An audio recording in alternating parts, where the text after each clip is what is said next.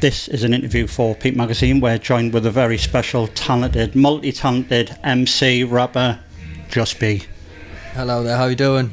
Mate, we've been trying to do this for how long? Maybe about 3 years. Aye, maybe it's 2-3 at least. Yeah, maybe about 2-3 years, but just before we start, mate, can you maybe describe why we're here tonight? Got a headline show at the Lubber Fiend in Newcastle. I got a few good support acts on, got 2 coming, AP3, 40 Carl, H-Man, Fletchy. Looking forward to it, it's been booked for a while. Should be a good night. But Sam Fender's on the same night, but it is what it is. Yeah, we kind of came through then. There's just a wave of Newcastle shirts. Blue jeans, it seems to be the outfit for the show. Blue jeans and a tune shirt. As we were talking off camera, if you hadn't known he was playing tonight, would you have made a different date or not? Maybe not. Possibly, but I don't know. Two different genres in it, so maybe it's different fan bases, I suppose. Yeah, of course. So you rep for the kids of the Northeast. That's your passion, your art form. But where I want to go with this is, would it be right in saying you're a wordsmith, a poet? Yeah, I'd like to think so. I'd like to think that my lyrics are a bit more well thought out and like in a metaphorically good, so to speak, and a bit more, what's the word, like introspective, possibly. Mm-hmm. So, because you're a bit of a wordsmith and you like to play around with words, we're going to do like a little game where your lyrics, your dialect is from the outset broad Geordie. Yeah, I would say so. Aye. So I'm gonna do something. I'm gonna read something that I've kind of wrote out rough, and then hopefully for the viewers won't really know what I'm talking about outside of Newcastle, but you're gonna understand every word. So when I say the sentence, could you maybe just explain to the viewers what I've just said? I mean, people might be able to get it, but some people won't. Right, well then that's cool. So I'm going to try and do this as a homage to you. So, we're in this bar eating a dick this lass who was given us a hackies on it. She was high and drink doing a gob and it was gone straight to her head. She was mortal rich. She was come out and she goes, have you got a snout? I goes, I've got now, just one for myself. And she goes, I'm going to see the Ben's father to lend some coin to buy a few snouts. I goes, yeah, now to do with me. So it didn't go on like that and yeah, shooting and balling and all that like. The drink's gone straight to your nap. Get yourself away, gone the long way round your Raji. I seen her going down the road and I sparked up and I had a little laugh to myself. What, you want me to explain that? What did I just say there? From what I got from that was some girl was looking at you. She asked for a cigarette. You said that you didn't have any. She was going to ask her partner for one. And then she left, but she went the long way around. And then you left and lit up a tab. Is that right? Did I get that? Oh, it was pretty long-winded. Spot on. Was it? Was that it? That was pretty long-winded. I was like, oh jeez, I'm gonna miss him in here. I think I got it then. I think I done that quite fast. Didn't I? That was pretty fast to be fair. Like, not as fast as him, but you know, I'm trying. It was kind of fast. What I failed to mention as well was Just B, Rob, he's not actually a Geordie. So that what I just said there, he got every word. He's actually a Northumbrian. That's right. Which is, for the people who don't know, it's about 20-30 miles outside of Newcastle. And in his dialect, is Pitmatic. Pitmatic comes from the miners of Ashington,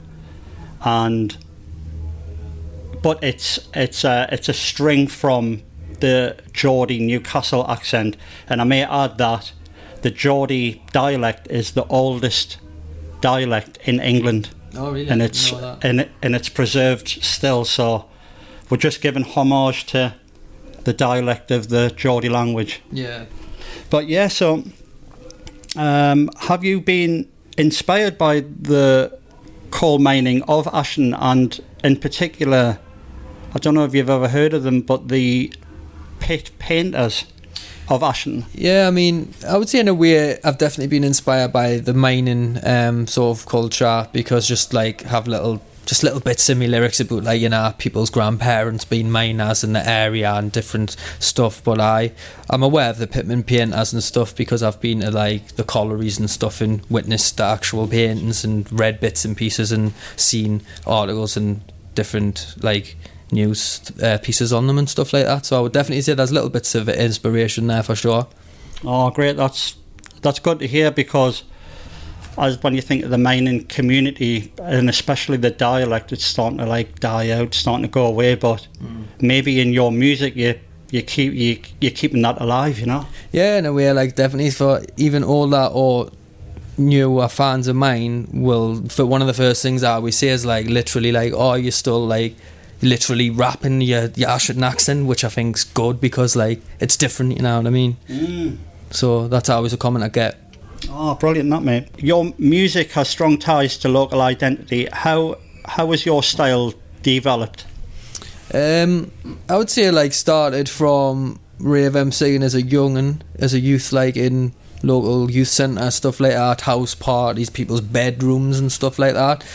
And then just was introduced to the local rap scene as I listened to UK hip-hop and grime anyway, and then just sort of transcended from the rave to more slower storytelling type tracks and more grime and rap rather than rave. So pretty much just moved scenes, to be fair, and just stuck with that since, but still having elements and samples from the roots where I began, and still similar fast flows and stuff, so incorporating that but still using, like, my accent and stuff as well, because you find a lot of people wanting to sound like something else, if you get what I mean, whereas I just sound the same as I did then, just over different music and tempos, really. Was it basically DIY, back bedroom, your mum and dad's house kind of vibe, having your mates round, few drinks, and practicing, basically? Pretty much at the start, like, just going around, like you say, to different people's bedroom sessions, and people's got a set of Technics or something in their room, a couple of vinyl, a mic, and just, you know, just like you say, just writing lyrics from there. Obviously they're a bit basic at the start, but I suppose a lot of people in the northeast went doing that same route, but some stayed with raves, some moved on to different paths, I suppose. Makina is hardcore techno. That's, I think, is a Spanish underground music. Is that right? That's right. Makina's from, like, Spain, from the rave over there, and obviously it's been brought across here, and then obviously it was played in the likes of the New Monkey and stuff, and it's still going to this day. Yeah, can I ask about the New Monkey? But is monkey music a term for a style of music, or is New Monkey a club from Sunderland? Yeah, it's the club in Sunderland, but some people still... Wait, it's obviously shut now. I was never old enough to go. It was shut by the time I was old enough to go, but people still call, like, oh, get the monkey on, but obviously it's just because obviously a lot of people used to listen to the sets from the New Monkey on the tapes or the CDs, but so all the rave and stuff in this region, people just say a monkey, whereas it comes from the club. Cool. So would it be fair to say that your style has developed from Makina? I would say it has, yeah. Like I said, that's what I first started doing, like, in local youth centres and stuff. I've done raves and stuff and all as a teenager coming up and that, but then I obviously moved across to grime and rap, but that's where it began for me. Mm-hmm. What is the differences between rave and Makina? Is it much the same thing? Yeah, it's just a different sort of subgenre. It's the same. It's sort of electronic dance music. Mm-hmm. Would you yourself now, as a musician, would you benefit from some kind of marketing manager or some kind of development agency with your career now as it is right now? And I'm speaking not just for you, but for your friends as well, and your the guys who rap with you. Would you benefit from that, or are you of the mindset that it's not needed and you can probably DIY this yourself, and you have been doing? I would say to an extent it's a bit of a mixed answer, because obviously some opportunities you do need these links that people have with who are in these agencies to then get you gigs at certain places. who have, you know, what's the word, like network and opportunities and stuff. Obviously, if you're doing it yourself, sometimes you can't have access to these things because you just don't know about them or who these people are. So I sort of, like you said, promotional or whatever PR sort of agency, it would be beneficial for anyone, to be fair, in the scene, as there's a lot of people trying to just do it themselves, and sometimes it can be hard. You can be hit with obstacles. Financially it's hard, because obviously if you're putting on your own gigs, it's coming out your own pocket. Music videos comes out your own pocket, recording everything basically. So it would be nice to have some type of funding there. Got you. Because why I'm asking, because I've interviewed a good friend of yours, H-Man.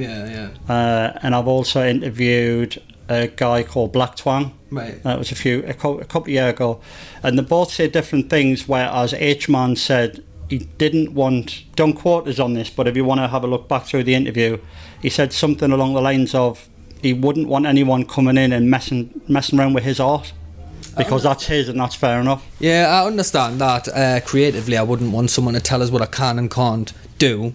I definitely agree with that, but it would be nice for someone to be able to help market you though, and push you to the right places where maybe you can't reach because you don't have the money, or get you on a festival gigs, opportunities which you normally wouldn't be able to do. Got you. And Black Twang alluded to the fact that maybe it's all about the money, really, because the money's right. Would you kind of agree with that to a certain extent? For certain things, yeah, obviously. Moving on, you've mentioned people from Ashington, you know, they like your dialect, and you think you're bringing up as a homage from Ashington, from your roots. But people outside of the northeast, do people struggle with what you're actually saying, or do they ask, or do you hear this often? Yeah, I'd say people sometimes they don't even have a clue what you're saying outside the region, but it is what it is. Like, just got to try and be as clear as you can, but still stick to what you're saying. And it's one of them things, and people either like it or they don't. Like, I've listened to music where they're actually rapping in a different language, and then you listen and you can feel it. And you might not know what they're saying, but you can still be like, "Ah, nah, this is good." Do you get what I mean? I've listened to Japanese hip hop before, and I was like, "This is fire." I didn't have a clue what he was saying, but the flow was there, and I could feel something. You know what I mean? It's a kind of, that reminds me of Lahane, the like underground like hip hop movie inspired by. Was it set in Paris? Right. Yeah. And I think that whole soundtrack's French, and everyone just jumped straight on that. And I kind of get exactly where you come from with that. Definitely.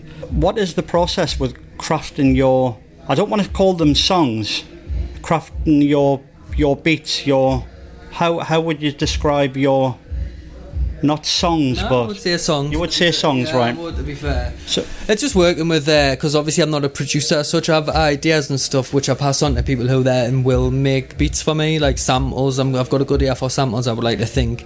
And yeah, so basically just getting an idea across, making the beat, and then I'll just write to it.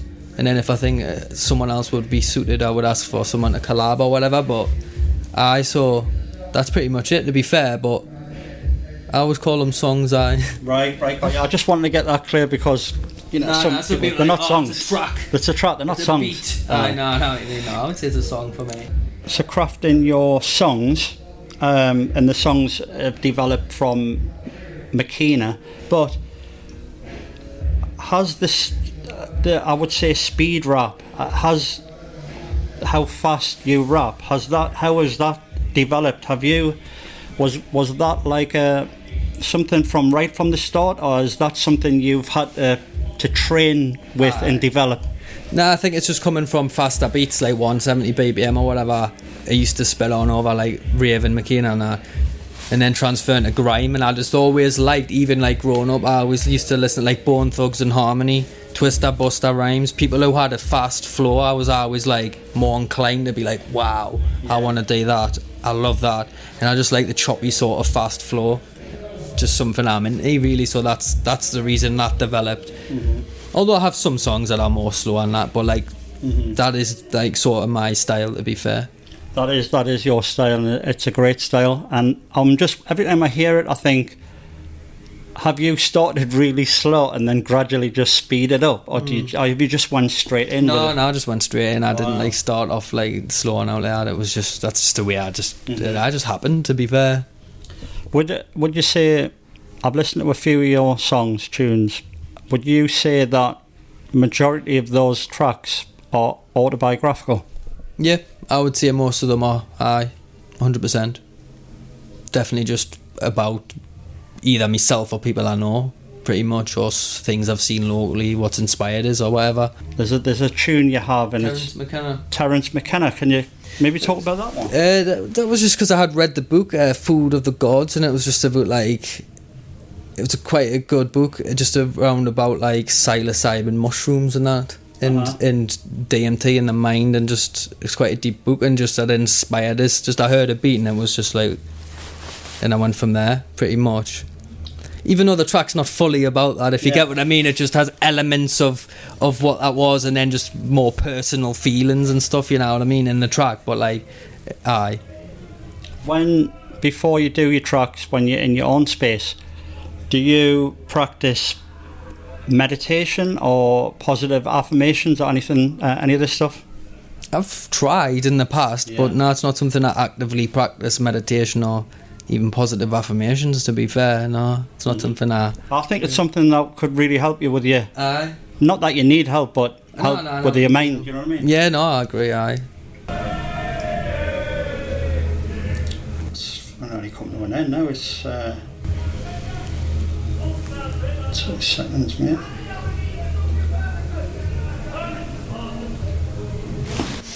2 seconds, Mary, just check my time. Of course. No, not that I'm rushing you, no. No, I'm no, just here, people inside who are just have a little drink of water. too early to be here.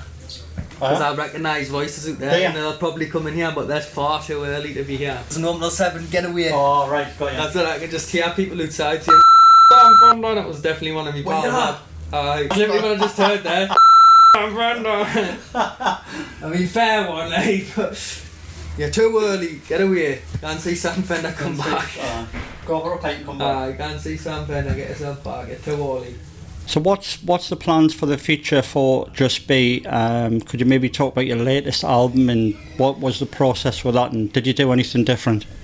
I think the process with this album was I just wanted to release like a full album. I aimed for 10 tracks, but I think it had 9 in the end. A couple got scrapped because it just didn't fit the listing, if you get what I mean. They were just out of place, so a couple got scrapped. But I had just been dropping EPs for years, like, and I never really dropped a feature-length album. Like, me and H-Man had collaboratively done a couple, but like 2015 was the first one we done. It's like a decade ago.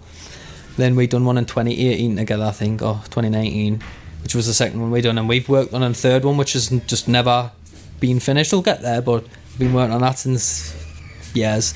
But I just wanted to release like a solo album, self-titled album, to be fair, and just took a few years, and then it nearly didn't happen because just whatever, I just stopped for a bit. But then I managed to get that finished.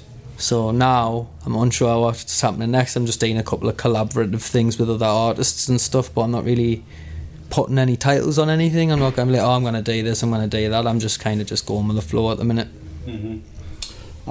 Just to jump back on H-Man, when I interviewed him, he said you both were at a gig kind of known each other, right? And then he done his set and he came off thinking that was brilliant, and then he's looked round and then heard you and he was like, what the fuck, like who the fuck's this kid? But I met Just being doing the rave because he was on it at the Sage. I was on first. I remember rocking it, coming off, waiting past the dance floor, thinking I was the boy there. And then I had just heard B to the O, and I heard him. I was like, who the fuck's this kid? I want to meet him. And then once we met, we started doing tunes, mate, and just been together ever since, really. Could you elaborate on that?